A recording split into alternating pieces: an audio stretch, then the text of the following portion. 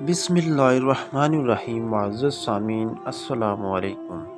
میں 28 اپریل 1937 کو بغداد سے شمال کی جانب دریائے دجلہ کے پاس تقریت قصبے کے ایک گاؤں الحواجہ میں پیدا ہوا۔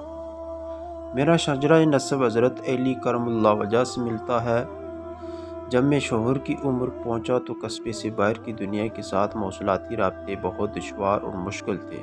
وہ سڑک جو اس علاقے میں بنوائی گئی تھی وہ ٹوٹ پھوٹ چکی تھی، راستے خستہ اور کچے تھے۔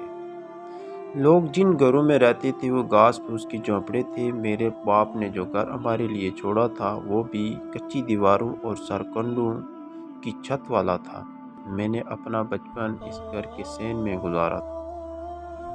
ہمارے گاؤں الحواجہ اور قریبی قصبے تقریت میں بجلی اور صاف پانی کا نل تک نہ تھا۔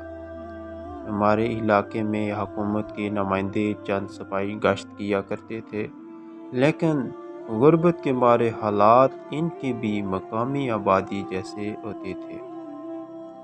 لیکن ان کے اختیارات کی وجہ سے لوگ ان کو حضرت کی نظر سے دیکھتے تھے، اور بچوں کو شوق ہوتا تھا کہ وہ بڑے ہو کر سپاہی بنیں گے اور لوگوں کو اپنی مرضی سے چلائیں گے۔ میں نے ایک ایسے کسان گھرانے میں جنم لیا تھا جن کی کوئی زمین نہ تھی، بلکہ وہ دوسروں کی زمین پر کاشت کرتے تھے۔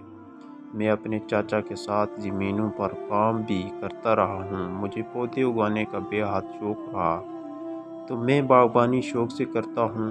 باغبانی کے بعد میرا دوسرا شوق گھوڑے کی سواری کرنا تھا۔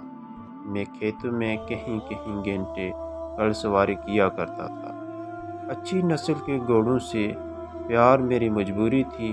بعض اوقات کئی میل کی مسافت طے کر کے میں صرف اچھی نسل کا گھوڑا دیکھنے جاتا تھا۔